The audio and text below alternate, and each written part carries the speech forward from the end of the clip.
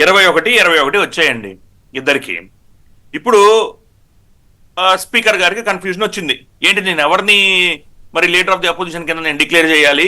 మరి జనసేనకి 21 వచ్చే పవన్ కళ్యాణ్ గారిని డిక్లేర్ చేయాలా, లేదా జగన్మోహన్ రెడ్డి గారికి 21 వచ్చే మరి వైఎస్ఆర్సీపీకి 21 వచ్చే మరి జగన్మోహన్ రెడ్డి గారిని leader of the opposition declare చేయాలా అనుకున్నప్పుడు, అట్లాంటి సమయాల్లో having the same numerical strength, అలాంటి సమయంలో రెండు పొలిటికల్ పార్టీస్ కి సేమ్ న్యూమరికల్ స్ట్రెంగ్త్ వచ్చి వాళ్ళిద్దరిలో ఎవరిని నేను లీడర్ ఆఫ్ ది అపోజిషన్ గా డిసైడ్ చేయాలనుకున్నప్పుడు యూజ్ చేయాల్సిన ప్రొవిజన్ ని నేను లీడర్ ఆఫ్ ది అపోజిషన్ అని పంపించడం ఇంక మరి హాస్యాస్పదంగా ఉంది. అంటే basic plain leading of the text అండి. నేనేం పెద్ద దాని గురించి దాని మీనింగ్ ఎక్కువ ఏం చదవలే.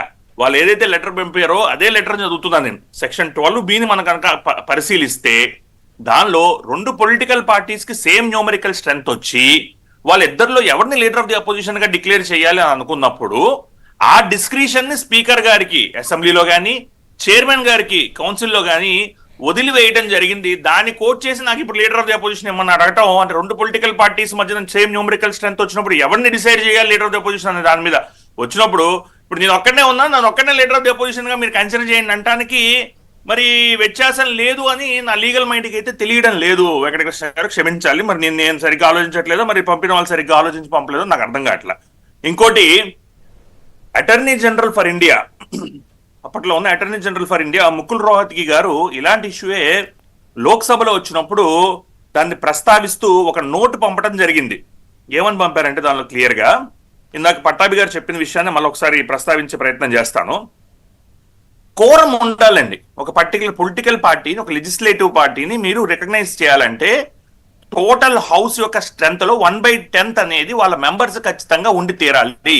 అంటే అర్థం ఏంటి, 175లో 18 మెంబర్స్ వాళ్ళకి స్ట్రెంత్ ఉండాలి అనేది ముకుల్ రోహత్గి గారు. ఎందుకంటే అప్పుడు ఒకసారి మనకి కాంగ్రెస్ పార్టీకి సంబంధించి లీడర్ ఆఫ్ ది అపోజిషన్ ని డిక్లేర్ చేయాల్సిన అవసరం లేదా అన్న ఒక డిబేట్ వచ్చినప్పుడు దీనిలో సెవరల్ యాక్ట్స్ ని వాళ్ళు మెన్షన్ చేయడం జరిగిందండి. అది ఏంటంటే ఇది పార్లమెంట్ కి సంబంధించి చెప్తున్నాను. The same can be extrapolated to the state legislative assembly legislature. The salary and allowances of leaders of opposition in parliament act 1977 ఒకటి.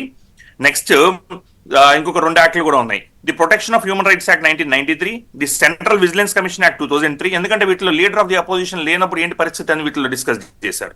The right of information act of 2005 and the Lokpal and Lokayukta act of 2013.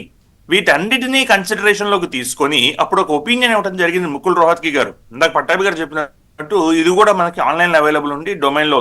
ఇది చదువుకున్నా సరిపోయేది, but చదువుకోలేదు అనుకుంటా, చదువుకోకుండా ఇది పంపించినట్టున్నారు. మరి ఇది చదువుకుంటే దీనిలో క్లియర్ గా ఏం ఇండికేట్ చేశారంటే, లీడర్ ఆఫ్ ది అపోజిషన్ మీకు రావాలంటే ఖచ్చితంగా కోరం అనేది ఆ పర్టికులర్ హౌస్ లో కోరం అంటే 1/10. ఆ పర్టికులర్ పొలిటికల్ పార్టీకి 1/10 కి మించి సీట్లు వచ్చినప్పుడు లెజిస్లేటివ్ పార్టీకి ఆ కోరం సాటిస్ఫై చేసినప్పుడు సో ఖచ్చితంగా వాళ్ళు they may seek for leader of the opposition అని క్లియర్ గా ఇండికేట్ చేస్తారు. ఒక్క నిమిషం ఉమేష్ గారు, ఒక్క నిమిషం.